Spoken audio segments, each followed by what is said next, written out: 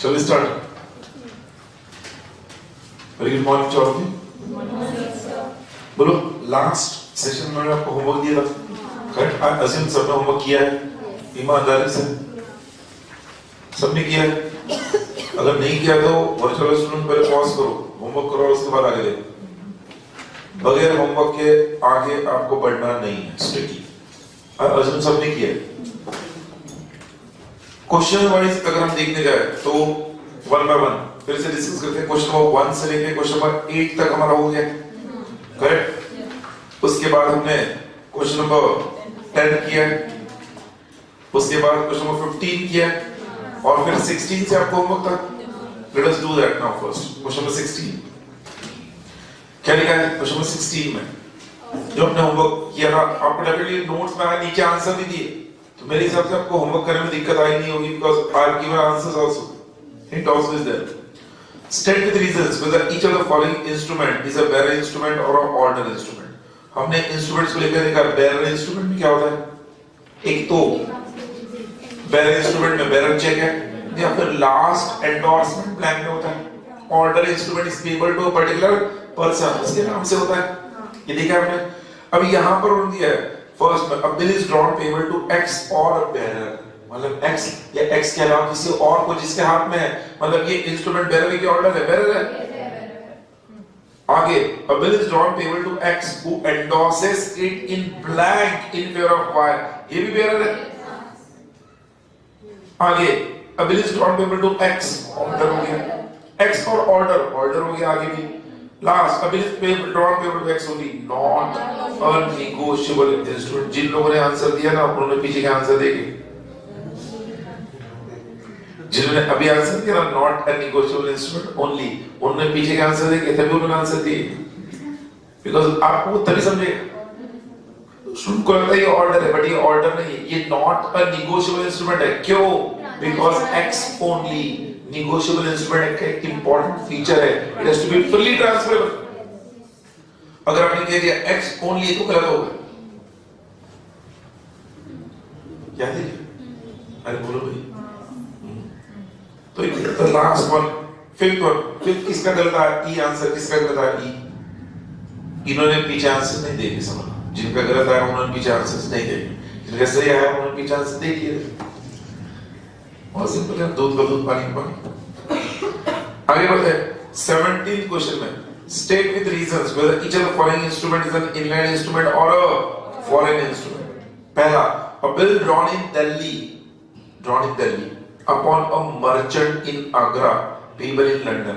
मतलब देखो, drawer bill is drawn in India, drawee is a person resident in India, भले it is paper outside India, but A B C में से A भी हो गया, instrument is inland, याद है ना? A B C, A B और A C ऐसे तीन थे।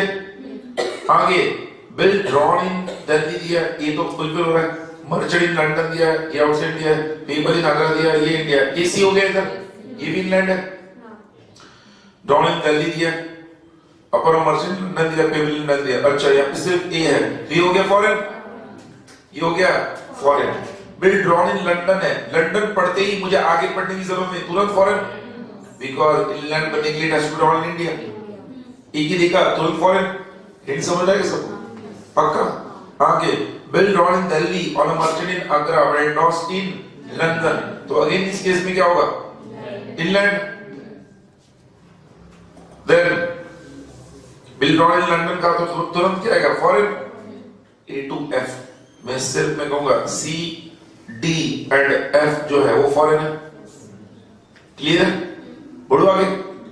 Next क्या दिया? Whether each of the following instrument is an ambiguous instrument or a fictitious instrument। हमने ये देखा था, एक instrument ambiguous कब होता है? जब drawer and drawee one and the same person है, या ड्रॉई इनकॉम्पिटेंट पर्सन है, या ड्रॉई फिक्टिशियस पर्सन है।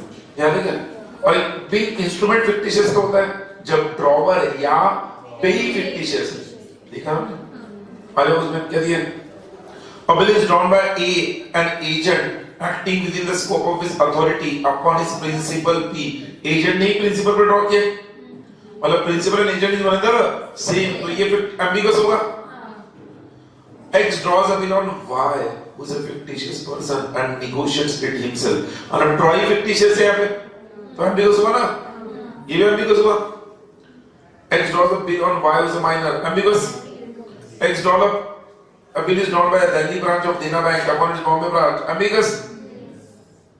A bill is drawn upon Y, who is a major person, payable to Z, who is a fictitious person. अच्छा, ये fictitious होगा because drawn is fictitious. Yeah, pay is fictitious यहाँ पे, pay होगा fictitious. Payable to fictitious दिया ना? Yes or no? A bill is drawn upon Y as payable to Z. The drawer is fictitious. मतलब fictitious हो गया कि तो last के दो जो है वो fictitious है. पहले चारों ambiguous है. सबको clear? आगे बढ़ते हैं. नीचे दिए हुए इंस्ट्रूमेंट जो है वो इनकॉते इंस्ट्रूमेंट है कि नहीं वो देखना है. whether it is इनकॉते मतलब क्या? इनकम्प्लीट है यानी नंबर 1 इनकम्प्लीट बनने से पहले वो निगोशिएबल इंस्ट्रूमेंट होना चाहिए, मतलब साइंड स्टैम्प एंड डिलीवर्ड होना चाहिए. पहले में दिया है X signs and delivers an unstamped, not a इनकॉते. X not a negotiable instrument तो not a इनकॉते ना. X delivers a stamped and blank promissory note to Y without his signature. Again, हम क्या करेंगे? Not an incote. X signs a stamped and blank promissory note, keeps it in himself safe. Again, not an incote. अरे बोलो भाई. आगे X signs and delivers a stamped and blank promissory note to Y. बोलो. बोलो. अरे बोलो.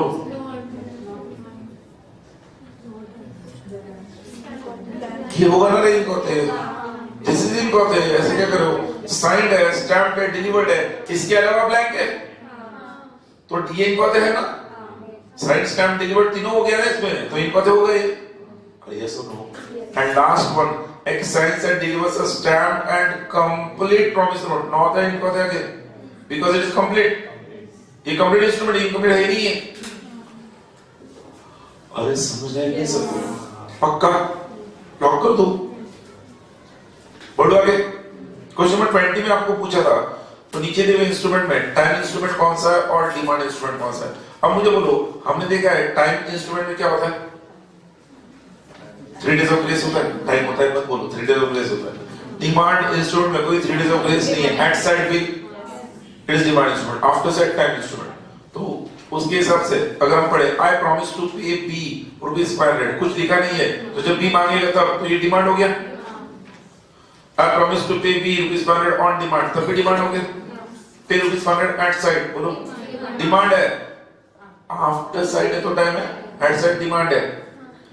पे ₹500 on present demand. I promise to pay B ₹500 after 3 months time.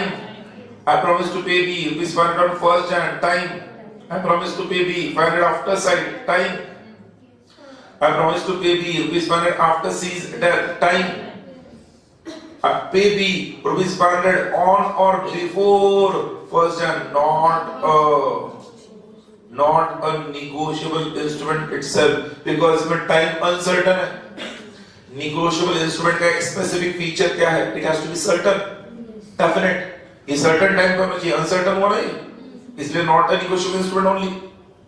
अरे बोलो 21st क्वेश्चन में आपको डेट ऑफ मैच्योरिटी कैलकुलेट करना था. किया क्या सबने? नहीं किया तो प्लीज करो. I request you. I hope that is simple. Answer पीछे दिए you can refer to that. Correct.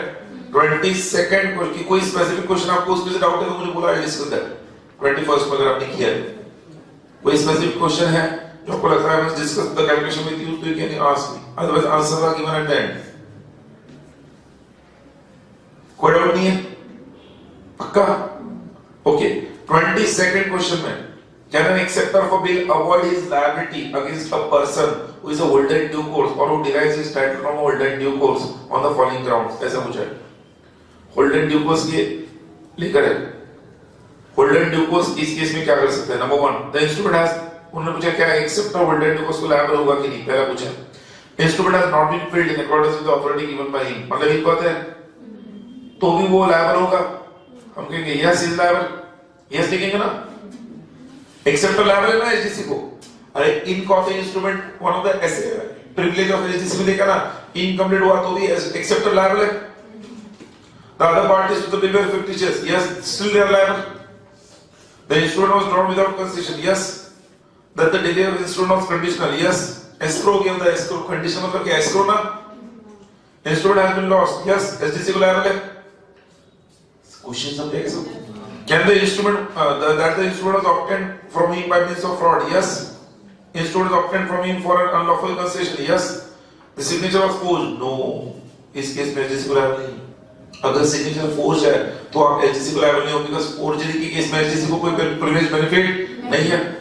The payee had no capacity to endorse. Payee के पास एंडोर्स करने का कैपेसिटी नहीं था, फिर भी यस वो लायबल होगा.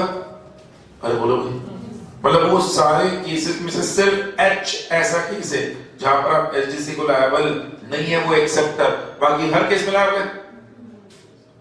अरे एचडीसी के प्रिविलेजेस में देखा था हमने. अरे हाँ की ना, क्वेश्चन 23 किया क्या आपने? 23 किया था क्यों किया कि नहीं? 23rd क्वेश्चन का मैं डायग्राम ड्रॉ करो. आज जो आपने डायग्राम ड्रॉ किया होगा, क्या दिया 23rd क्वेश्चन में? P the holder of a bill of exchange transfers it to Q without consideration. तो मैं ऐसे तुरंत दिखाऊंगा. P ने Q को ट्रांसफर किया विदाउट कंसिडरेशन. P होल्डर था ना, तो Q भी होल्डर हो गया. Then Q also transfers it to R. R भी होल्डर हुआ विदाउट कंसिडरेशन. नहीं तो अरे बोलो ना. R transfers it to X for concession. R ने X को दिया for concession, वैल्यू में दिया. अब ऐसे केस में X SDC हो गया. X transfers it to Y without concession. X ने आगे Y को दिया. State whether Y can recover the amount of such instrument from X or P. मतलब Y अगर मैच्योरिटी में जाता है और बिल डिसऑन होता है तो Y को राइट X से रिकवर करने का है कि P से रिकवर करने का? Y रिकवर कर सकता है, कर सकता है क्या? Y के पास रिकवर करने का राइट है क्या? कुछ गधे नहीं बोल रहे, कुछ गधे नहीं बोल रहे, इसलिए मैं बता रहा हूँ. अरे गधो, X अगर HDC है, एचडीसी से अगर होल्डर को जाता है तो एचडीसी के सारे राइट्स होल्डर को मिलते हैं ना. होल्डर को एचडीसी के राइट्स मिलते हैं, मतलब जो एक्स का राइट है किससे रिकवर करना, पी क्यू आर, उसका राइट है. तो वाई एक्स और पी में से पी से रिकवर कर सकता है, एक्स से नहीं, बिकॉज एक्स ने वाई को गिफ्ट में दिया था. आई होप इट्स क्लियर. तो उस क्वेश्चन में can recover from X or P, आपको कहना Y can recover only from P and not from X. कुछ लोग सर QR क्यों नहीं? क्वेश्चन में पूछा है QR. क्वेश्चन में उन्होंने पूछा है can Y recover from X or P, तो उतने ही जवाब दो जितना पूछा. हाँ, उन्होंने ऐसा पूछा होता from whom can Y recover, तो आप लिख सकते हैं P, Q, R और all prior parties. बट कुछ लिखा नहीं है तो आपको देना है only from P and not from X. Clear? आगे बढ़ते हैं. ओके, यहां तक हमने किया था ना होमवर्क में. कितने क्वेश्चन थे होमवर्क के लिए? अब वन बाय वन उसी सीक्वेंस में नीचे आते हैं, वो कंसेप्ट पे डिस्कस हो जाएगा फटाफट. हमने वो जो हमारे प्रिविलेजेस थे ना एचडीसी के, एचडीसी के प्रिविलेजेस, उसमें चौथा प्रिविलेज जो था, उस चौथे प्रिविलेज में दो एक्सेप्शन देखे थे. एक एक्सेप्शन फोर्जरी था, एक नॉट म्यूचुअल क्रॉसिंग था. उसके अलावा दो एक्सेप्शंस और दिए थे वहां पर. एक निगोशिएशन बैक कंसेप्ट था और एक सॉरी को एंडोर्समेंट था. याद कर सबको? तो कुछ स्टूडेंट ऐसे देख रहे हैं उनको पता नहीं मैं किसकी बात कर रहा हूँ.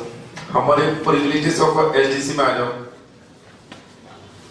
पुरानी बातें याद आएगी आपको. पेज नंबर 9 पे प्रिविलेज दिख रहे हैं आपकी नोटबुक में. आपने उस 4th प्रिविलेज के लिए जो है ना अनलॉफुल कंसेशन, फ्रॉड वगैरह, उसके लिए 4 एक्सेप्शन लिखे थे. लिखे ना? याद है क्या? हाँ, तो उसमें निगोशिएशन बैक एक एक्सेप्शन है और एक सॉरी को एंडोर्समेंट एक्सेप्शन है. तो पहले मैं वो बता रहा हूं, उसके बाद हमारे 8th और 9th प्रिविलेज बता दो. ठीक है ना? सीक्वेंस में सारे प्रिविलेजेस हो जाएंगे तो काफी क्वेश्चन भी हो जाएंगे इधर. आप लोग उस एक्सेप्शन निगोशिएशन बैक को मुझे समझाना है, तो उसके लिए निगोशिएशन बैक का जो कांसेप्ट आपके नोट्स में दिया है उस पेज पर आ जाओ.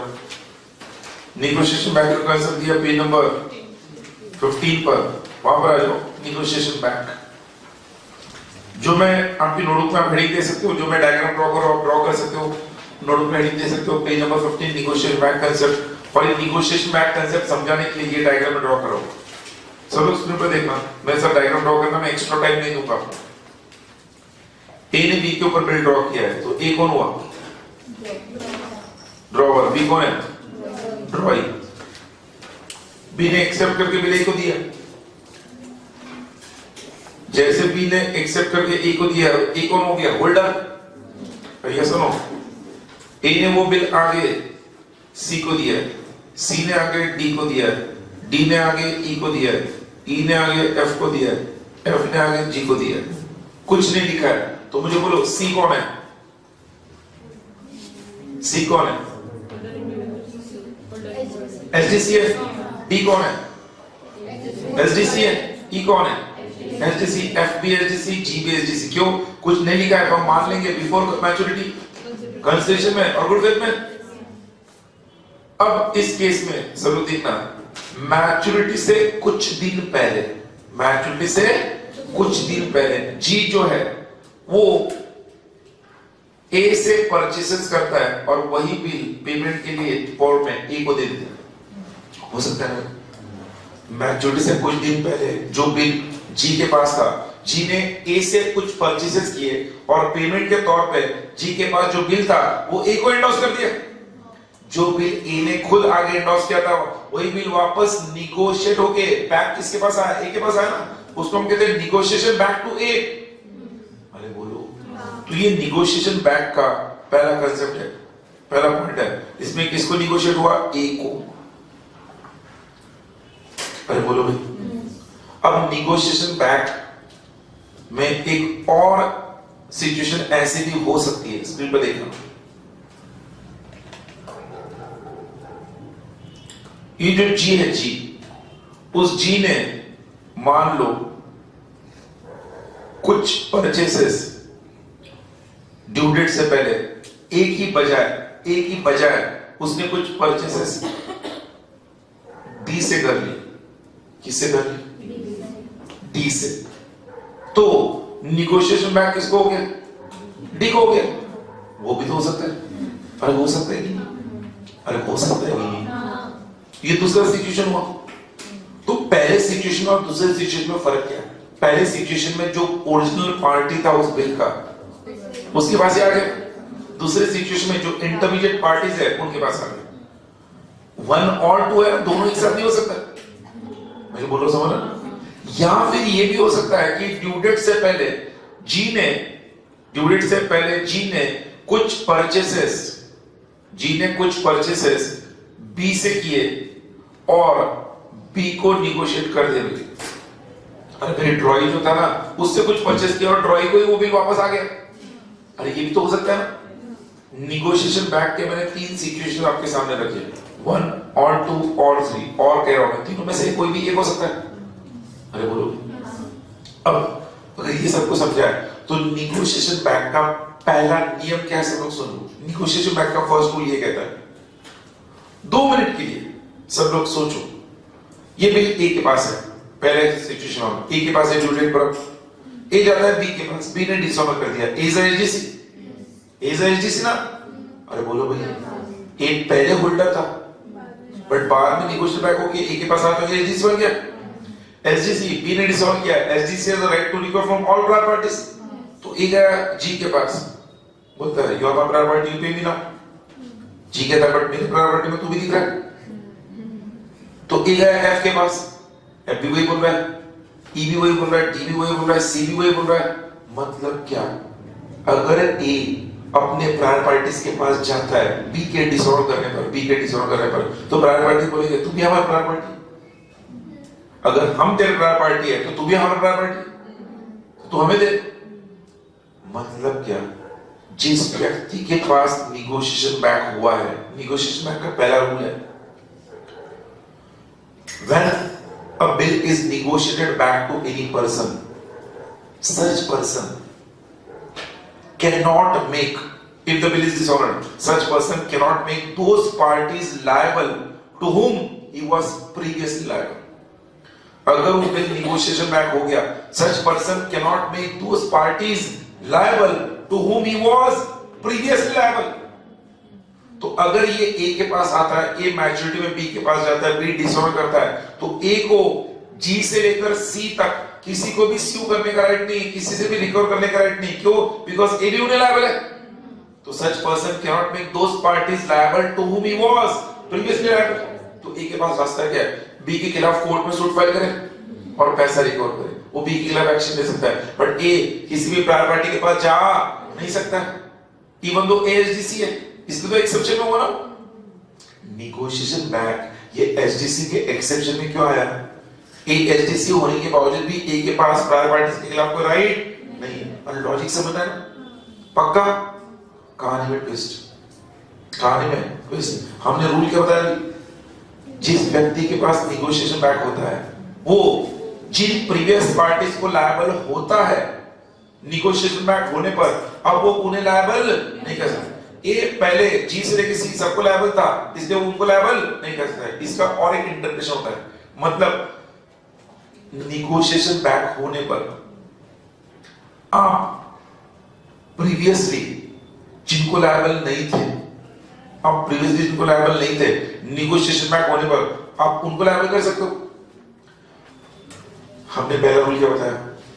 जिनको आप प्रीवियसली लायबल थे उनको लायबल नहीं कर सकते। इसका मतलब क्या हुआ? जिनको आप प्रीवियसली लायबल नहीं थे उनको लायबल कर सकते। अरे बोलो ना, पहला रूल क्या है? जिनको आप प्रीवियसली लायबल थे उनको लायबल नहीं कर सकते। तो उसको मॉडिफाई कर दो ना, मतलब जिसको आप प्रीवियसली लायबल नहीं थे उनको लायबल कर सकते हो। तो हमारे सेकंड एग्जांपल में मुझे बोलो, सेकंड एग्जांपल में जो डी है वो किसको लायबल था? पहले डी किसको लायबल था? किसको लायबल था? कुछ गधे ए और सी बोल रहे हैं जिनको बेसिक में मान रहा है उनके। डी किसको लायबल था? अरे गधों किसको लायबल था? ई एफ जी को लायबल था ना। डी इनका प्रायर पार्टी था ना। बट डी किसको लायबल नहीं था? ए और सी को लायबल, बिकॉज़ वो उनका सब्सिक्वेंट पार्टी है। अगर कल को बिल डिसऑर्डर होता है, डी के बाद ई एफ जी के पास आता है, ई एफ जी डी को लायबल कर सकते हैं, बट सी के पास था और सी डिसऑर्डर, तो सी डी को लायबल कर पाता है? कर पाता है नहीं ना। मतलब डी किसको लायबल नहीं था? सी और ए को। किसको लायबल था? डी एफ जी को। अब सेकंड सिचुएशन को इमेजिन करो। ड्यू डेट से पहले जी ने वो डी को दे दिया। जैसे जी ने डी को दे दिया, बिल डी के पास आया, डी गया बी के पास, बी ने डिसऑर्डर कर दिया, बी ने डिसऑर्डर कर दिया। तो अब डी पहले जिसको लायबल नहीं था, पहले जिसको लायबल नहीं था उसको लायबल कर सकता है, बट पहले जिसको लायबल था उसको लायबल नहीं कर सकता है। मतलब इस केस में डी चाहे तो ई एफ जी को चाहे तो भी लायबल नहीं कर सकता है, बट डी चाहे तो सी और ए को लायबल करके पैसा रिकवर कर सकता है। ये नेगोशिएशन बैक का दूसरा रूल हुआ। पहला रूल क्या था? To whom you were previously liable, you cannot make those parties liable once the bill is negotiated back. तो दूसरा रूल क्या था? It means to whom you were not previously liable, you can make those parties liable. समझा? मान लो हम पहले और दूसरे सिचुएशन के ऊपर फोकस करें, पहले और दूसरे सिचुएशन, तो एक ध्यान रखना, उससे एक और नई बात समझ आती।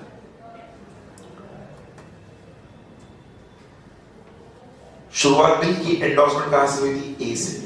कैसे हुआ था? ए ने बी के ऊपर ड्रॉ किया, देखो मैंने एरोस के साथ ए ने बी के ऊपर ड्रॉ किया, बी ने ए को दिया, यहां पे तो सेम है। ए ने आगे सी को दिया, सी ने आगे डी को दिया, डी ने आगे ई को दिया, ई ने आगे एफ को दिया, एफ ने आगे टी को दिया।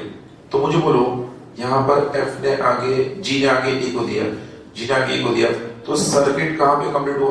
सर्किट मतलब ये सर्कल कहां पे कंप्लीट हुआ? इस तरह से। ये सुनो, इसको हम कहते हैं circuitry of action. Negotiation back का और एक नाम क्या है? Circuitry of action. कंप्यूटर पे एक चिप होता है, चिप आपके जो कि सीपीयू के अंदर चिप होते हैं, चिप वो चिप एक दूसरे से जब जुड़ते हैं तो लाइट लगती है या फिर कंप्यूटर ऑन होगा, सर्किट होगा। सर्किट, अरे बल्ब जी भी हम सीएफएल बल्ब है, कोई भी बल्ब है, उसमें सर्किट होता है। वो सर्किट जब एक दूसरे से जुड़ेगा तभी तो लाइट लगेगी ना। वैसे ही यहाँ पे सर्किट कंप्लीट कहां पे हो रहा है? ए के पास हो रहा है। तो हिंट मैं आपको दे रहा हूं, हिंट आपको दे रहा हूं, सर्किट के अंदर जितने भी पार्टीज होते हैं ना वो कभी लायबल नहीं होते। हिंट क्या दिया? सर्किट के अंदर जितने पार्टीज होते हैं वो कभी लायबल नहीं होते। पहले एग्जांपल में सर्किट ऐसा था तो कोई भी लायबल नहीं था।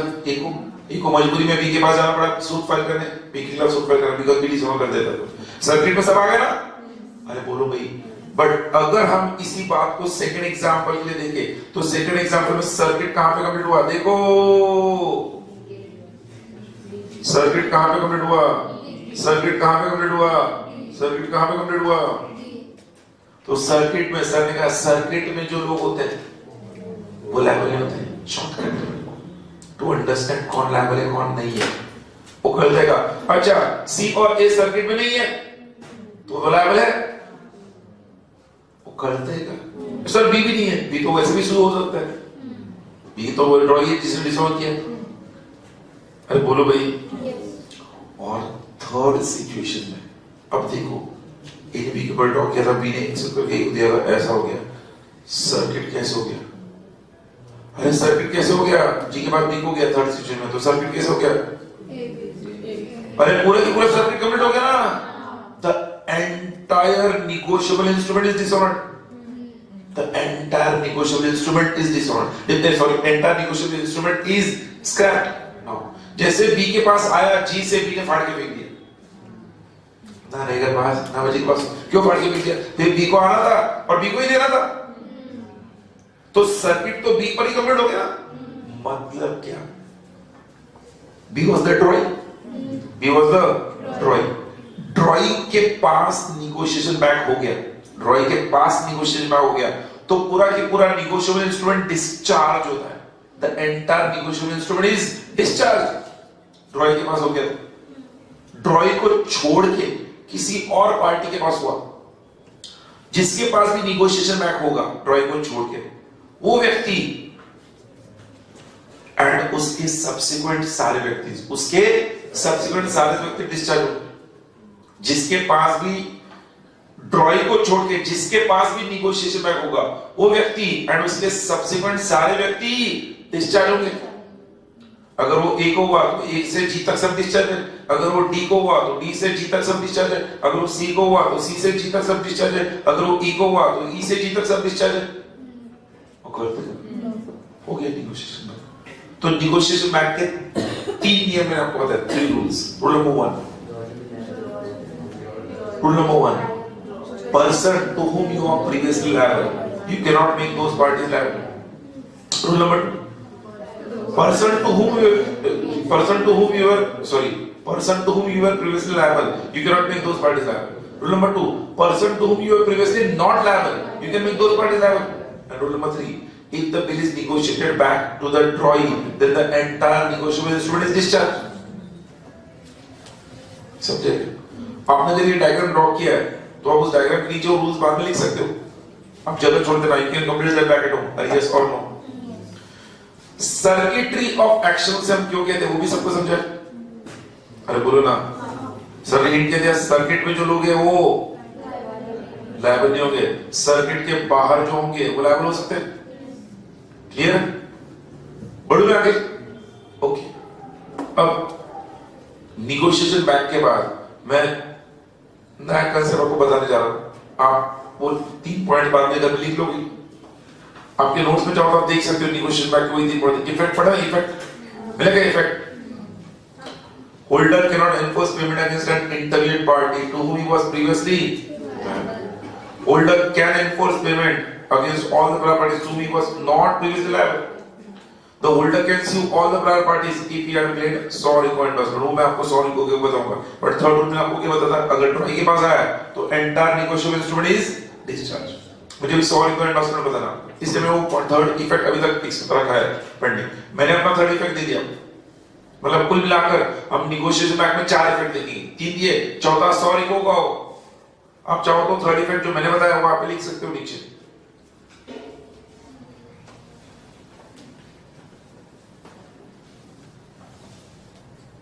The entire negotiable instrument is discharged if the negotiation back comes to the drawing. Recognize ना? Party primarily liable. अरे बोलो भाई, अब करो, बोलो आगे। अरे हाँ ना, तो स्क्रीन पर देखो, मैं आपको सॉरी को एंडोर्समेंट बता रहा हूँ। सॉरी को एंडोर्समेंट का कंसेप्ट वहीं पर आपके नोट्स में दिया नीचे, page number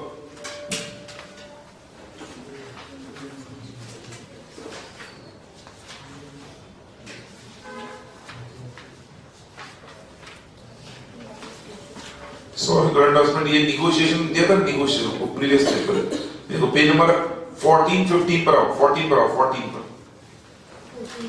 13 and 14 sorry, page number 13 and नहीं, page number 14 sorry, page number 14 पर आओ। वहां पर आपको रेस्ट्रिक्टिव एंडोर्समेंट की नीचे कंडीशनल एंडोर्समेंट दिख रहा होगा, partial endorsement, conditional endorsement. Conditional endorsement में सॉरी को एंडोर्समेंट दिख रहा है, दिख रहा है क्या?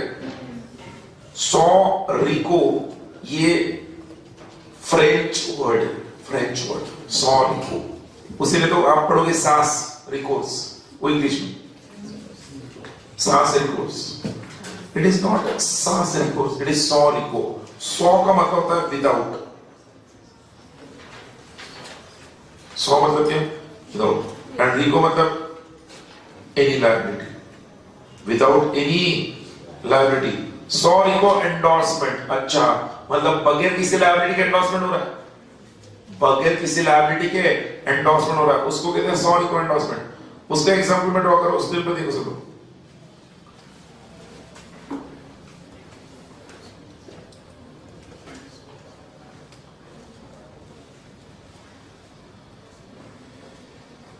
एक काम करते ना, हमारे नेगोशिएशन बैक के इसी पॉइंट को एग्जांपल में लेते हैं सॉरी को की। Just all of you pay attention now. अगर हम देखें बिल किसने किस पर ड्रॉ किया था? ए ने बी पर ड्रॉ किया था, बी ने एक्सेप्ट करके किसको दिया था? ए को। ए ने अगर सी को एंडोर्स करते वक्त दो लाइन ड्रॉ कर दी साइन करके और लिख दिया सॉरी को, क्या लिख दिया? तो इस केस में सी को इस बात को समझना होगा कि ए ऐसा बिल दे रहा है जो सॉरी को है। कल को ये बिल सी अपने पास रखता है और ड्यू डेट पर सी बी के पास जाता है, बी डिसऑन करता है, तो सी को ए के खिलाफ कोई राइट नहीं है। C can max to max B को कोर्ट में सूट फाइल करके पैसा रिकवर करेगा। मतलब जब एक व्यक्ति सॉरी को एंडोर्समेंट करके आगे एंडोर्स करता है, तो वो एंडोर्सी को ये बता रहा है कि इस बिल पर मेरी अब कोई लायबिलिटी नहीं है। इस बात को अगर तुझे मंजूर है तो ये बिल दे। शुरू में बोलते सर ऐसा कोई भी ऐसा बिल क्यों लेगा? सुन लो, ए को जो बी पर बिल ड्रॉ किया हुआ था ना, मान लो मैं कहूंगा वो 1 लाख का बिल था जो 1 महीने बाद ही पेमेंट पेबल था। कब? After 1 month. ए ने सी से कुछ गुड्स खरीदे थे जो 6 मंथ्स के क्रेडिट पर था। क्या था? गुड्स 1 लाख के ए ने खरीदे थे 6 मंथ्स के क्रेडिट पर, 6 महीने बाद पेमेंट करना है सी को। गुड्स खरीदिए, 10 दिन बाद ही सी ए के पास गया और बोला यार तेरा पेमेंट 6 महीने बाद आने वाला है, मुझे पता है 6 महीने का क्रेडिट है, पर मुझे अभी पैसों की सख्त जरूरत है, क्या तू मुझे तेरा पेमेंट अभी दे सकता है जल्दी? मुझे बोलो सुनो, इस उत्तर नहीं है। ये कहते हैं मेरे पास कैश तो नहीं है, बट बी का बिल है जो आज से 20 दिन बाद क्या होगा, मैच्योर होगा। वो चाहेगा मैं तुझे एंडोर्स कर देता हूं, बट मैं सॉरी को लिख के एंडोर्स करूंगा। सी जरूरतमंद है और सी बी को जानता है, बी अच्छा नहीं सी जानता है, सी कहता है नहीं कोई दिक्कत नहीं, तो मुझे सॉरी को कर, मैं बी से को कर लूंगा। अरे बोलो भाई, तो ई ने अपनी लायबिलिटी कम करने के लिए उस बिल पर पीछे साइन किया, सी के नाम लिखा और उधर क्या लिख दिया? सॉरी को। मतलब अब इस बिल पर मेरी कोई लायबिलिटी। सी ने वो बिल अपने पास ना रखते हुए ड्यू डेट तक सी ने वो डी को दे दिया, डी ने आगे ई को दे दिया, ई ने आगे एफ को दिया, एफ ने आगे जी को दिया, जी गया बी के पास, बी ने डिस्काउंट कर दिया डी को। अब जी प्रायर पार्टीज में से ए से एफ में ए को लायबल नहीं कर सकता है, बाकी सी से लेकर एफ तक सबको लायबल कर सकता है। मतलब भले GHDC है, कौन है? GHDC है। SDC has got no right against a party who has done an endorsement with sorry. हमारा एक्सेप्शन नंबर 3 था ना, सॉरी 4, सॉरी को एंडोर्समेंट, क्योंकि ए ने सॉरी को एंडोर्समेंट किया था। भले GHDC है, GHDC किसी भी प्रायर पार्टी को लायबल कर सकता है, बट उस प्रायर पार्टी को लायबल नहीं कर सकता है जिसने सॉरी को लिया था। स्टूडेंट बोलते सर जी की क्या गलती है? जी की गलती यह है कि एफ ने जी को देते और जी ने देखा था इस बिल पर प्रीवियस एंडोर्समेंट ए ने सॉरी को किया हुआ, मतलब जी को पता था पहले से, तो in that case G can not make A liable. अरे बोलो भाई, तो सॉरी को एंडोर्समेंट लिखने का फायदा क्या है? आप उन पार्टीज को लायबल नहीं होते हो जो आपने एंडोर्स करने के बाद जो भी पार्टीज है, सब लोग है क्या? अरे बोलो। तो अब आपके सामने पहला सिचुएशन है, पहला सिचुएशन हमारा नेगोशिएशन बैक का पहला सिचुएशन जिसमें ए ने सॉरी को लिख के भेजा होता मान। तो अब मुझे बोलो इस केस में ए के पास नेगोशिएशन बैक होता, ए बी के पास जाता, बी ने डिसऑन कर दिया होता, तो क्या होता? अब क्या होगा?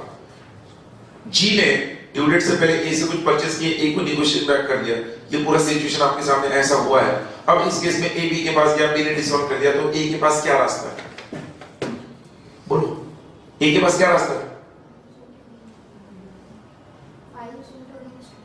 File suit against B. Only that way. You're wrong.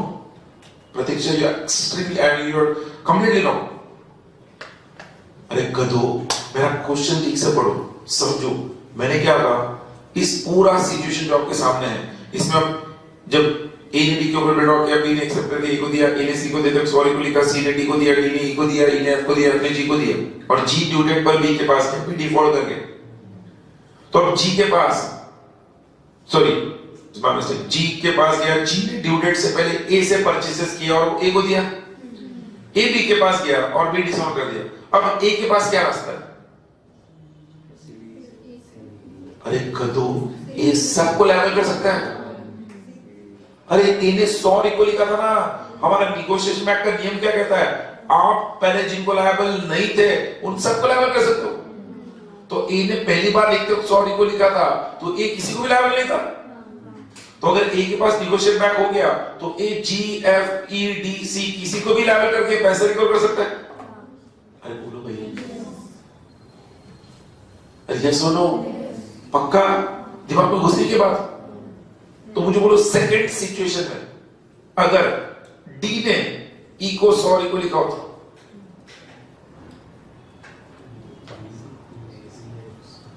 ये जो पहला सिचुएशन है वो हटा दो, सेकंड सिचुएशन है। ए ने कुछ नहीं लिखा है, ए ने सी को दिया था, सी ने डी को दिया, डी ने आगे ई को दिया, सॉरी को लिख दिया, और अब जी के पास गया, जी ने ड्यू डेट से पहले वापस डी से परचेस किया, डी को दिया, डी ने बी को दिया, बी के पास गया, बी ने डिसऑन कर दिया। अब डी के पास क्या रास्ता है? सबसे मतलब किससे? मतलब all the subsequent parties as well as the prior parties. अरे ये सुनो, all the subsequent parties, D चाहे तो ई एफ जी, डी चाहे तो सी ए, सबको लायबल करके रिकॉर्ड कर सकते हैं, सबको, मतलब सब में से किसी एक को। और ये सुनो, डी के पास राइट तो सबके खिलाफ है। सॉरी को एंडोर्समेंट लिखने की वजह से आपके पास सारे पार्टीज के खिलाफ राइट होते हैं, भले फिर वो प्रायर पार्टीज हो या अब समझ गए। अब वो हमारा नेगोशिएशन बैक का पॉइंट पढ़ो, पॉइंट पेज नंबर 15 पर, रूल नंबर 3, नेगोशिएशन बैक का पॉइंट नंबर 3 पढ़ो, सब लोग क्या लिखा है? इफेक्ट नंबर 3 नेगोशिएशन बैक का पढ़ो।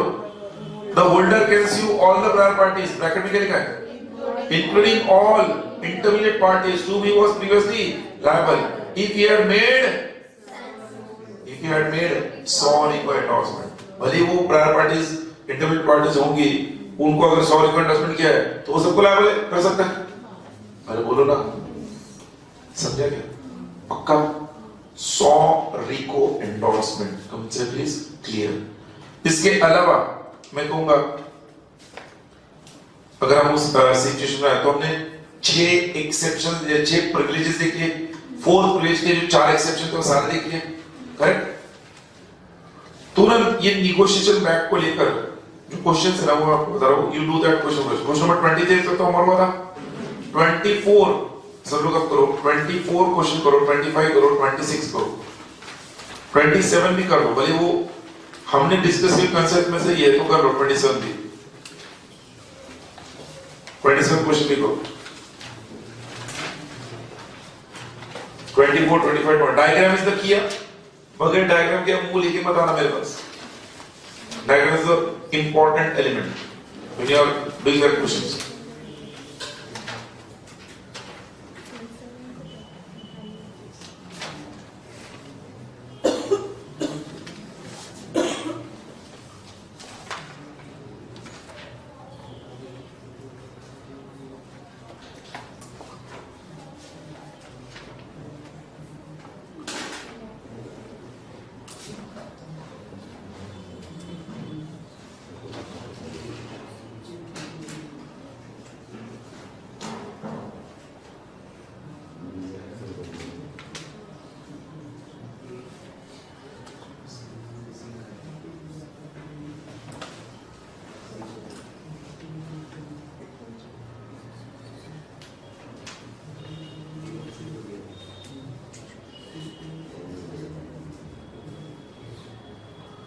Don't do group discussion.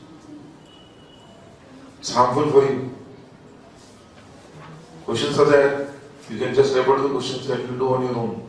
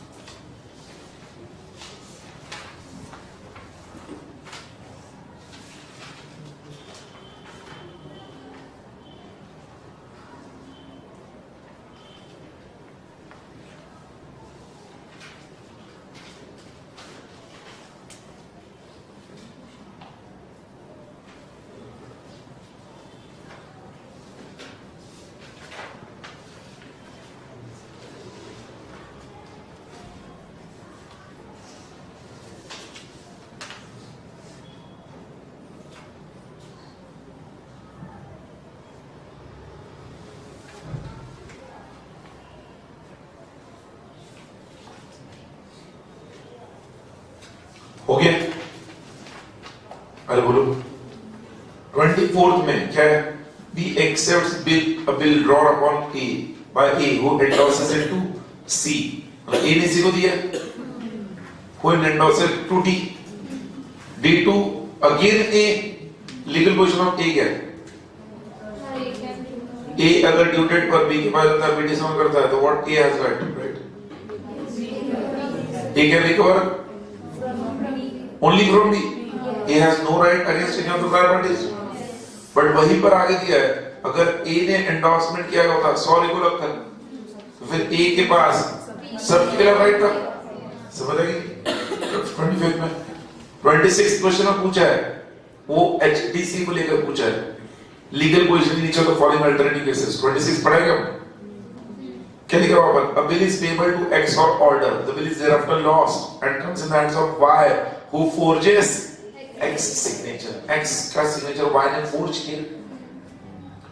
To effect an endorsement in blank. Discuss the legal position in each of the following alternative cases. Number one, if Y passes the bill by simple delivery to Z as a gift. Doesn't matter. अगर Y का title defective है तो Z को भी कोई better title नहीं मिलेगा. If Y passes the delivery before maturity by simple delivery to Z, who takes the bill in good faith for valuable consideration. पहले A की केस में Z होल्डर है, B की केस में होल्डर ड्यू कोर्स है, तब भी कोई फर्क नहीं पड़ेगा. Z एलजीसी होने के बावजूद भी फोर्जरी के केस में एलजीसी को कोई बेनिफिट नहीं है. तो A और B दोनों केस में the legal position is that Z has got no right. बोलो 27th, a drawer of a bill in favor of A draws a bill in favor of B upon X. B endorses it to C, who in turn endorses it to D, who in turn endorses it to E, who in turn endorses it to F. On presentment for acceptance, X refuses to accept the bill. X ने bill accept करने से refuse कर दी. मतलब honor नहीं किया. Who has right of action against whom? नीचे तो following cases. If F gives no notice of dishonor, अगर F ने कोई notice of dishonor नहीं दिया, हमने difference of bill of exchange और check में पढ़ा था. बिल डिसऑनर होने पर हमें जिसको लायबल करना है उसे नोटिस ऑफ डिसऑनर देना होता है 48 घंटे में, 48 आवर्स में. अगर एफ ने किसी को भी नोटिस ऑफ डिसऑनर नहीं दिया है, एफ किसी को भी लायबल नहीं कर सकता है एक्सेप्ट एक्स. क्या दिया है? उन्होंने पूछा ना who has the right of action against whom, तो आपको कहना होगा एफ अगर नोटिस ऑफ डिसऑनर नहीं देता है, एफ का राइट ऑफ एक्शन सिर्फ एक्स के खिलाफ है. अरे बोलो हाँ, अगर एफ नोटिस ऑफ डिसऑनर सिर्फ ई को देता है तो एफ को notice of right of notice of dishonour E को देता तो ई और एक्स दोनों के खिलाफ है. थर्ड में दिया if F give notice of only to E and A, तो सिर्फ ई ए एंड एक्स को दे सकता है. ई ए एंड एक्स मतलब बीच वाले पार्टी जिसको भी लायबल करना है उसको नोटिस देना है. अब ये नहीं कह सकते हो ए को दे दिया, पहले को दे दिया, लास्ट को दे दिया, सबको लायबल कर सकते हैं. सबको जिसको भी लायबल करना है, जिसको भी उसको नोटिस देना चाहिए ना. ये उसका मतलब हुआ. अरे बोलो. So we completed that privilege also. Privilege 1 to 7 हमारे हो गए. प्रिविलेज नंबर 8 और 9 में आते हैं. और प्रिविलेज नंबर 8 एंड 9 के उधर आप लोग क्या करो, सब लोग प्रिविलेज नंबर 8 एंड 9 के उधर ही लिखो, वहां पर ही रेफर प्रिविलेज नंबर 8 एंड 9 जो पेज नंबर 9 पर दिया ना प्रिविलेजेस, वहीं पर आप लिख लो refer question number 12. Refer question number 12. And I request you all question number 12 में आओ और एक बार ठंडे दिमाग से question number 12 पढ़ो सब लोग. Question number 12 मुझे सिर्फ question का मीनिंग चाहिए आप लोगों से. Question number 12 का सिर्फ मीनिंग चाहिए आपसे. I request you all read question number 12 on your own please.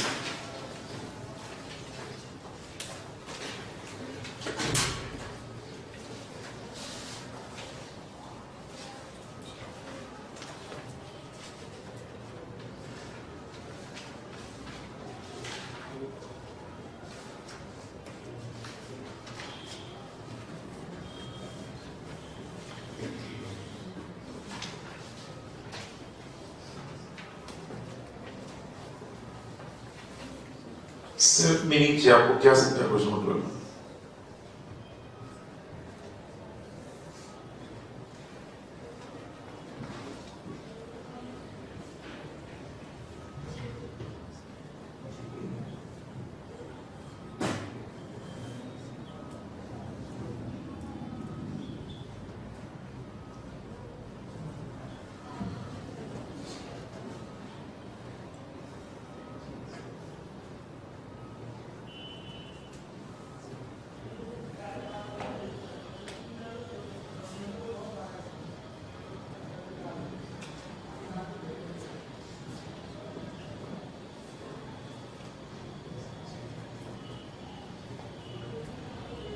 पढ़ा क्या? अरे पढ़ा क्या?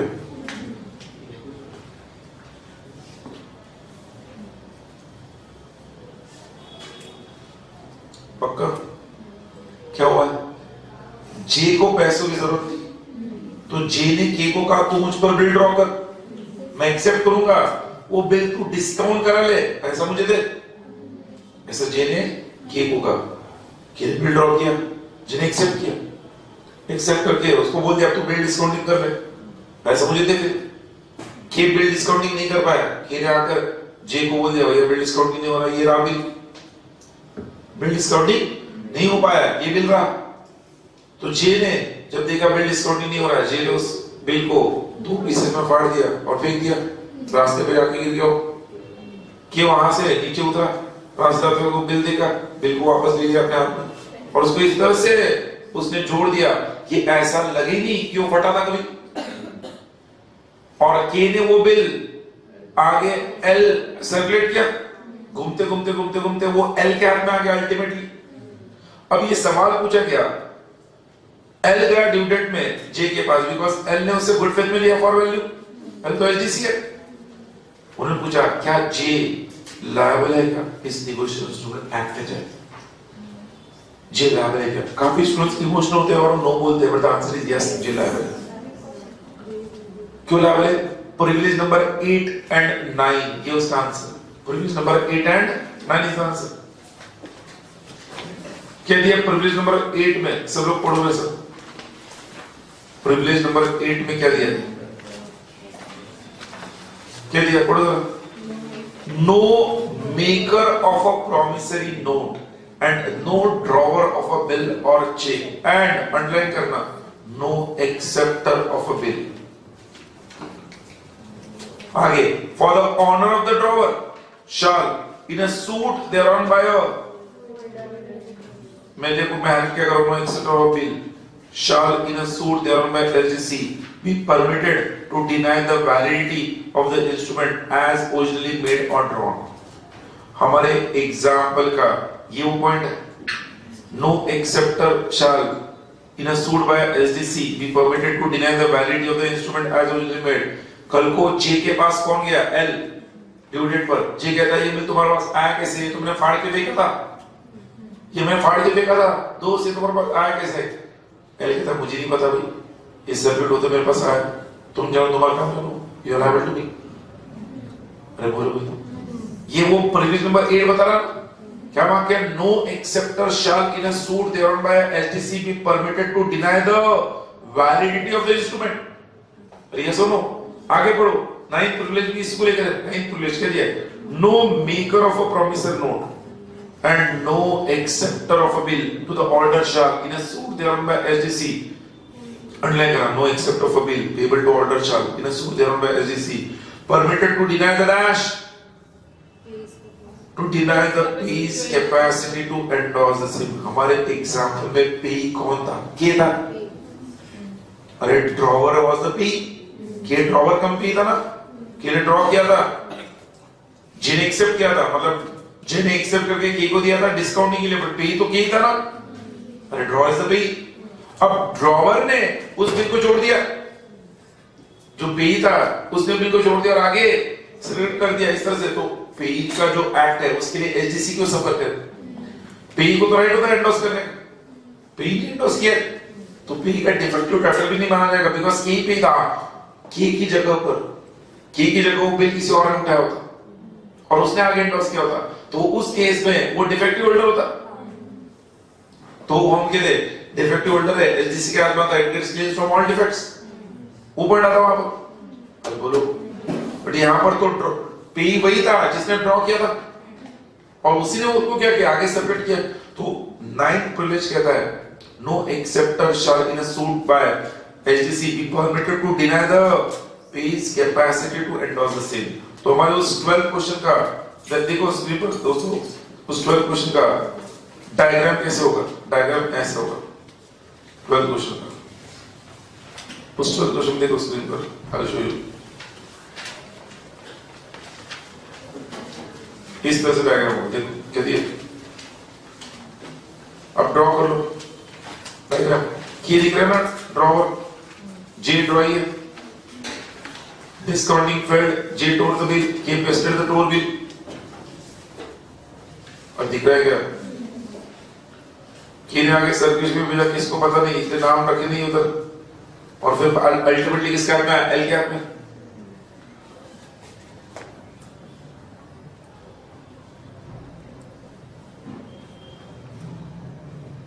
उस डायग्राम के नीचे जैसे वो एक्सप्रेशन लिखा है, प्रिविलेज नंबर 8 का लिखा है, प्रिविलेज नंबर 9 का लिखा है, उस डायग्राम के उस क्वेश्चन के पॉइंट ऑफ व्यू से लिखा है कि ड्रॉई और acceptor J shall in a suit by L can not deny the validity of instrument as J had originally accepted it.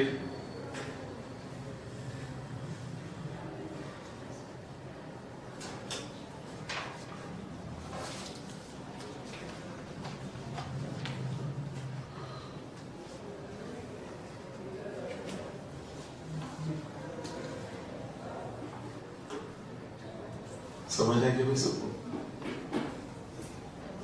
मैं आपको अगेन बता दूं, हम लोग इसको भले ही निगोशिएबल इंस्ट्रूमेंट का रिवीजन कहते हुए पढ़ रहे हैं, मतलब ये रिवीजन नहीं है एक्चुअली, ये मैं सारे इंपॉर्टेंट कंसेप्ट जैसे रेगुलर बैच में बताता हूं वही आपको बता रहा हूं। हाँ, रेगुलर बैच में हर एक चीज हम डिस्कस करते हैं, यहां पर हम वो इंपॉर्टेंट कंसेप्ट्स को इन डिटेल डिस्कस कर रहे हैं। So it is comprehensive discussion what we are doing, we can't say it's a revision. Revision में तो फटाफट रिपीट किया जाता है। सबको समझा ये पक्का? वो लिखा गया दोनों पॉइंट्स, ड्रॉई, एक्सेप्टर, जे, शरीर सूट, वो लिखो ना नीचे, डायग्राम के नीचे जो दिया है वो हर चीज बोलनी पड़ती है आपको।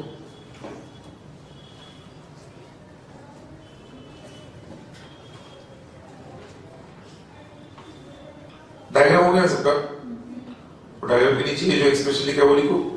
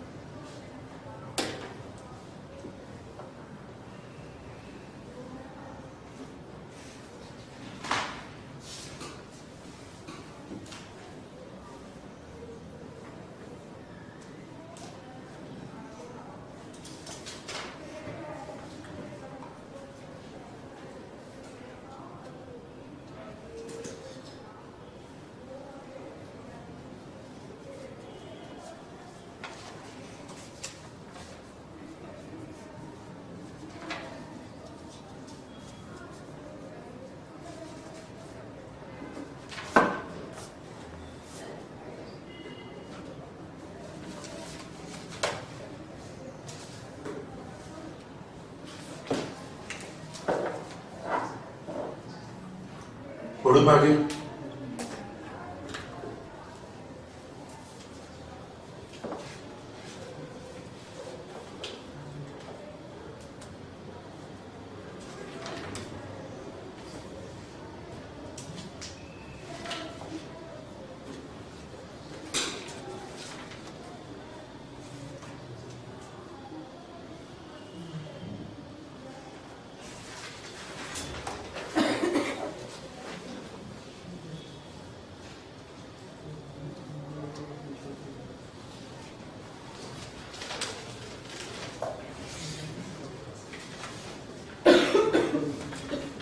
Shall we?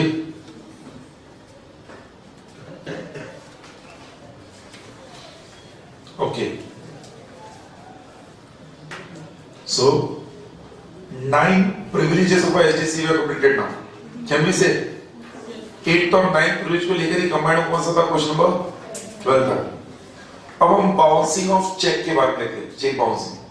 So request you all, cheque bouncing के उस पेज पर आ जाओ, page number 16 of your notes. 16 bouncing of checks.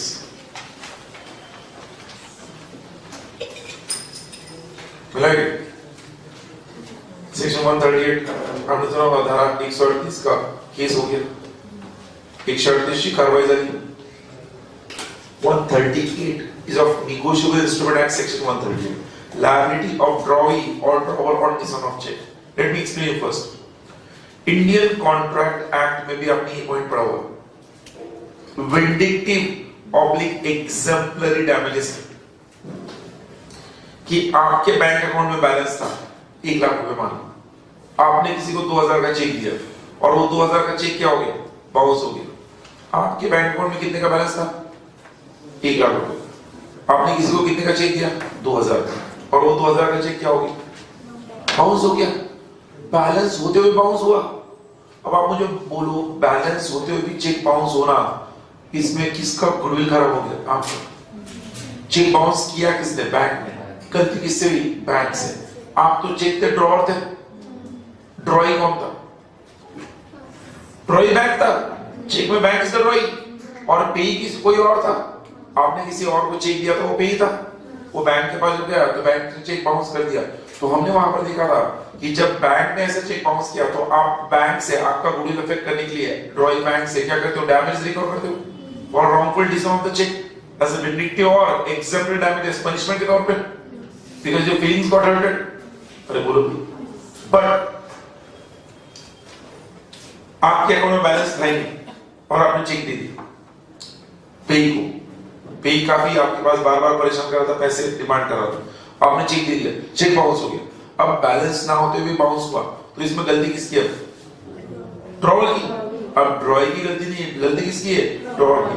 तो ड्रॉवर के खिलाफ अगर कोई केस करता है कोर्ट में और अगर साबित हो जाता है, इन दैट केस जैसे it is a criminal punishment and the pay in the drawer in that case will attract an imprisonment up to 2 years or twice the amount of the check or both. Twice the amount of the check or imprisonment up to 2 years or both. ये उसको क्या है? Punishment है। किसको? Drawer को 2 साल तक की जेल, 2 साल तक की, ध्यान रखना 2 साल तक की जेल। मतलब ये फैसला किसको सुनाना है? जज। 2 साल तक देना है, 2 दिन देना है या देना ही नहीं देना है? 2 साल तक की जेल या twice the amount of cheque और बोथ। फिर ये बोथ कब लगता है? Based on the repetitive nature of that bouncing, दोनों पनिशमेंट लगेगी। कितनी बार चेक बाउंस करा इसने लोगों की? सवाल ये आता है कि सिर्फ चेक बाउंस होने से ऐसा क्या उसको ये सजा मिलती है? तो लॉ से ऐसा नहीं है। चेक बाउंस होने पर उस व्यक्ति को लायबल करने के लिए देयर आर 6 कंडीशंस। क्या 6 कंडीशंस अगर फुलफिल होते हैं तो ही चेक बाउंसिंग का केस वैलिड है और उसको सजा हो सकती है। चेक बाउंसिंग के 6 कंडीशन में से पहला कंडीशन ये है, वो कहते हैं चेक बाउंस होने का सबसे मेन रीजन ये होना चाहिए इनसफिशिएंसी ऑफ फंड्स। अगर चेक बाउंस फंड होने के बावजूद हुआ तो ड्रॉवर की गलती नहीं है, ड्रॉवर की गलती है। उस केस में ड्रॉवर को सजा नहीं होगी। तो चेक बाउंस होने पर ड्रॉवर को सजा होने के लिए पहला कंडीशन रिक्वायरमेंट क्या है? Cheque bouncing must be due to insufficiency of funds. Account में बैलेंस नहीं था, इसकी वजह से बाउंस हुआ। कुछ लोग बड़े चतुर होते हैं, अकाउंट में बैलेंस नहीं है, चेक दे दिया और बैंक को फोन लगा के स्टॉप पेमेंट करा दिया। चेक का स्टॉप पेमेंट होता है, स्टॉप पेमेंट काउंटर मार्जिन होता है। वो कहते हैं अगर अकाउंट में बैलेंस नहीं है और स्टॉप पेमेंट किया, in that case stop payment will also amount to insufficiency of fund. अरे भाई सिंपल है ना, उसने देखा अकाउंट में बैलेंस नहीं है, चेक तो दे दिया, सोचा यार ये चेक बाउंस हो गया तो मेरे ऊपर कार्रवाई होगी, बैंक को स्टॉप पेमेंट बोल दी, बोलता है बाउंस हुआ ही नहीं, स्टॉप पेमेंट है। मतलब बाउंस नहीं भी हुआ, स्टॉप पेमेंट किया है, चेक देने के बाद स्टॉप पेमेंट किया है, मतलब इनसफिशिएंट फंड पता था, तो stop payment of cheque will also amount to insufficiency of funds. पहला कंडीशन क्या जरूरी है चेक बाउंसिंग का केस होने के लिए? insufficiency of funds, number 1 condition. Number 2 condition वो कहता है चेक बाउंसिंग का, वो कहता है the check must be for a legally enforceable debt or liability. जो ड्रॉवर है जिसने चेक दिया था, जिसने चेक इशू किया था, उसको कोई लीगली एनफोर्सेबल डेब्ट का देना था। लीगली एनफोर्सेबल डेब्ट किसे कहते हैं? लीगली एनफोर्सेबल डेब्ट कर्जा। What is the meaning of it? Let me explain. एक एग्जांपल दे रहा हूं, लेकिन एग्जांपल और जी आसिफ, मान लो आसिफ ने एक टेलीविजन खरीदा, टीवी, शॉपकीपर को चेक दे दी, टीवी घर पे लाकर इंस्टॉल कर दिया और तुरंत बैंक को फोन लगाकर उस पर्टिकुलर चेक का स्टॉप पेमेंट कर दिया। मुझे बोलो समझ, उस चेक का क्या किया? स्टॉप पेमेंट कर दिया। नंबर 1। नंबर 2, आसिफ ने मान लो केसरी टूर्स एंड ट्रैवल्स के पास जाकर एग्जाम के बाद 1 महीना यूरोप टूर का बुकिंग आज ही कर दिया, बहुत पढ़ाई करके थक गया, आज बुकिंग कर दिया, बोला एग्जाम के बाद जाना है, बोले 1 महीना यूरोप, 5000 का चेक दे दिया एडवांस। शाम को आते वक्त उसको थॉमस कुक से और अच्छी ऑफर मिली, उसने कराकर केसरी को दिए हुए चेक का स्टॉप पेमेंट का इंस्ट्रक्शन बैंक को दे दी, सब लोग लेंगे। अब दोनों चेक बाउंस हो गए, दोनों चेक बाउंस हो गए, दोनों का स्टॉप पेमेंट, और stop payment is equal to bouncing of cheque. उसने स्टॉप पेमेंट कर दिया ना, स्टॉप पेमेंट कर दिया तो उस पहले शॉपकीपर ने जो उसका चेक जमा हुआ क्लियर नहीं हुआ तो शॉपकीपर ने केस कर दिया बाउंसिंग ऑफ चेक का आसिफ के ऊपर। केसरी टूर्स एंड ट्रैवल्स ने आसिफ के ऊपर चेक कर केस कर दिया कि उसने स्टॉप पेमेंट करा, मतलब बाउंसिंग ऑफ चेक हुआ। अब द लॉस इज, इस केस में लीगली एनफोर्सेबल डेब्ट किसका है? टीवी वाले इलेक्ट्रॉनिक शोरूम वाले का है या केसरी वालों का है? लीगली एनफोर्सेबल डेब्ट आसिफ के ऊपर किसका है? इलेक्ट्रॉनिक शोरूम का, बिकॉज उसका बेनिफिट उसने एंजॉय करना शुरू किया। और जो बुकिंग के लिए एडवांस दिया था, वो अगर चेक का स्टॉक पेमेंट होता है तो maximum Kesari can cancel the booking. They can cancel the booking, but they do not have a right to file suit against Asif because Asif has not incurred any legally enforceable debt against Kesri. Asif has a legally enforceable debt only against the shopkeeper. तो कहते हैं bouncing of check का दूसरा reason क्या दिया, condition क्या दिया, it must have been bounced only for a legally enforceable debt. अरे बोलो. Then number 2. Okay, number 3. Okay, the check must be presented within 3 months of time. वह चेक का वैलिडिटी कितना है? 3 months. और within the period of validity whichever is earlier. भाई A ने B को चेक दिया, कुछ कहा नहीं, तो B को सिर्फ 3 महीने के अंदर जमा कराना है। सिंपल सी बात है ना, 3 महीना वैलिडिटी चेक की, पता है कि नहीं? A ने B को चेक दिया, क्या दिया? भैया 15 दिन में इस चेक को डिपॉजिट करो। 15 दिन बाद अकाउंट में बैलेंस नहीं रहा, मेरी जिम्मेदारी नहीं। तो ए ने स्पेसिफिक इंस्ट्रक्शन दे दिया, तो वहां पे 3 months और the period of validity specified whichever is earlier, तो 15 दिन में जमा करना है। अगर बी 1 महीने बाद जमा करता है और चेक बाउंस होता है, अब बी ए पर केस नहीं कर सकता because B has not deposited in time. वो डिपॉजिटेड इन टाइम होना चाहिए ना, इन टाइम मतलब 3 months और the period of validity given by the draw whichever is earlier. अरे बोलो भाई, चौथा कंडीशन। अच्छा, 3 कंडीशन कौन से? पहला insufficiency of funds के वजह से बाउंस होना चाहिए, दूसरा legally enforceable debt होना चाहिए, तीसरा 3 months का 3 months के अंदर वो प्रेजेंट होना चाहिए या period of validity which is early. चौथा कंडीशन, अगर चेक बाउंस हो गया, सुन लो, चेक बाउंस हो गया तो जो होल्डर था जिसने चेक डिपॉजिट किया था और चेक बाउंस हो गई कि उसके बैंक ने इन्फॉर्म कर दिया, जैसे बैंक ने इन्फॉर्म कर दिया, द होल्डर और the payee of the cheque must inform the drawer immediately within 1 month from receiving the notice of dishonour। जो पे जो होल्डर जिसने चेक डिपॉजिट किया था बैंक के अंदर अपने, और चेक बैंक ने उसे इन्फॉर्म कर दिया तुमने डिपॉजिट किया, चेक बाउंस हो गया, तो जैसे पे को इन्फॉर्म आएगा बैंक से चेक बाउंस हो गया, payee has to inform the drawer within 1 month, within 1 month that the check is bounced, within 1 month from the date of receipt of notice from bank। Normal लोग 1 महीना क्या, 1 दिन में 1 घंटे में इन्फॉर्म कर दे, बट नियम ये कहता है कि तुमने चौथा कंडीशन कहता है 1 महीने में इन्फॉर्म कर देना है उसको।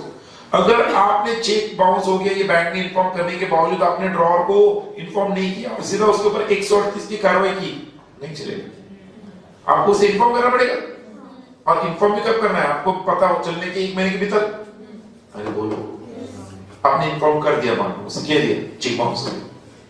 5th कंडीशन कहता है जैसे ड्रॉवर ने पेई ने उस ड्रॉवर को इन्फॉर्म कर दिया चेक बाउंस हो गया कहते हुए, नाउ ड्रॉवर को इंफॉर्मेशन मिलने के 15 दिनों के भीतर पेमेंट करने का दूसरा मौका मिलेगा। ड्रॉवर को जैसे इन्फॉर्म किया जाएगा उसके बाद उसे 15 दिन का वक्त मिलेगा टू रिपीट। क्यों? कई बार गलती से भी चेक बाउंस होते हैं। एक व्यक्ति का अकाउंट में 1 लाख का बैलेंस था, उसने एक को 90,000 का चेक दिया, एक को 10,200 का चेक दिया, उसकी ध्यान नहीं रहा, 90,000 वाला तो क्लियर हो गया, बट 10,200 वाला 200 रुपए की वजह से बाउंस हो गया बिकॉज़ अकाउंट में 1 लाख का बैलेंस था। तो अगर ऐसा हो गया, अनइंटेंशनली बाउंस हुआ है, तो बाउंस होने पर तुरंत 138 की कार्रवाई नहीं होगी बिकॉज़ 5th कंडीशन में जैसे उसको इन्फॉर्म किया जाएगा, उसको बताया जाएगा तेरा चेक बाउंस हो गया, और बाउंस हो गया, वो जाके डिपॉजिट कर देगा पैसे। अरे सुनो, और अभी भी अगर उसने पैसे डिपॉजिट नहीं किया तो समझने का उसका इंटेंशन चेक बाउंस कराना था। तो इसलिए 5th कंडीशन कहता है कि एक बार बाउंस होने पर तुरंत कार्रवाई नहीं होती है। 5th कंडीशन उसे इन्फॉर्म करना है, इन्फॉर्म करने पर उसे 15 दिन का वक्त मिलेगा to repay the cheque. I hope it's clear. 5वां कंडीशन 15 डेज टाइम। 15 डेज हो गए फिर भी उसने पे नहीं किया। तो 6th कंडीशन कहता है जैसे 15 डेज का पीरियड एंड होगा उसके 1 महीने के भीतर, कितना?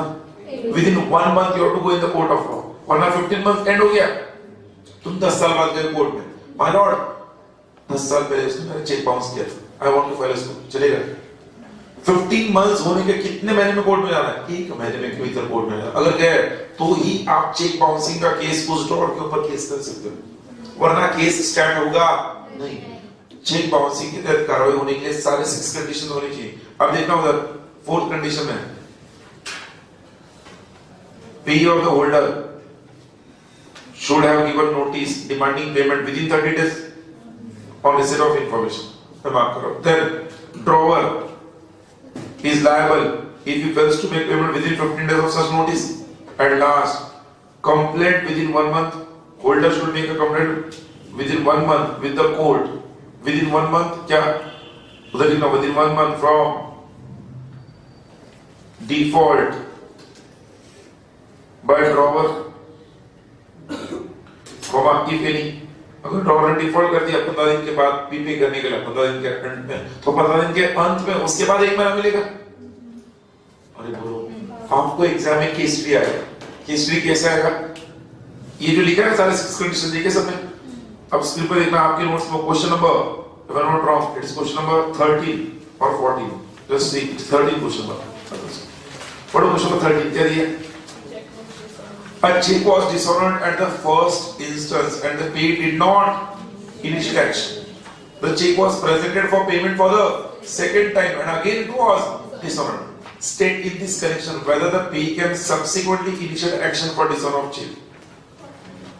आपको कहना है yes, but yes कहने के लिए आपको क्या होगा? चेक बाउंसिंग होने पर नीचे 6 कंडीशंस हैं। वो 6 कंडीशंस अगर फुलफिल होता है तो ही हम एक्शन ले सकते हैं। भले उस केस में फिर आपको कहना है 5th कंडीशन यहाँ पे फुलफिल हुआ ना? और ये सुनो, आपको कहना अज्यूमिंग ऊपर दिए सारे 6 कंडीशन फुलफिल हो रहे हैं, तो भी कैन इनिशिएट एक्शन। बट वो 6 कंडीशन लिखने पड़ेगा ना, मतलब केस स्टडी के फॉर्म में देते हैं क्वेश्चन, बट आंसर थ्योरेटिकल है। अरे बोलो, so that is cheque bouncing. Question ऐसे कर सकता है, explain the conditions for cheque bouncing off section 138। तो डिस्कशन और पेनल्टी कितना है?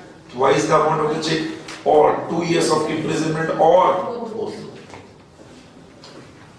आज के सेशन में हमारा ये एंड होना चाहिए था, नेगोशिएबल नहीं हुआ है, डजंट मैटर। एक और सेशन लेंगे बट इसको कंप्लीट करेंगे अगले सेशन में, कोशिश करेंगे। Again I mean no worry, I want you to just be crystal clear with all this concepts, ठीक है? और हमारा जो टारगेट है 31 केस स्टडीज हमें करने हैं। 31 केस स्टडीज कर लिए मतलब सारे इंपॉर्टेंट क्वेश्चन हमारे हो गए। इसके अलावा कुछ 2-4 थ्योरेटिकल क्वेश्चंस भी मैं आपको बताऊंगा, आपको लिख के देना, ठीक है? Stop.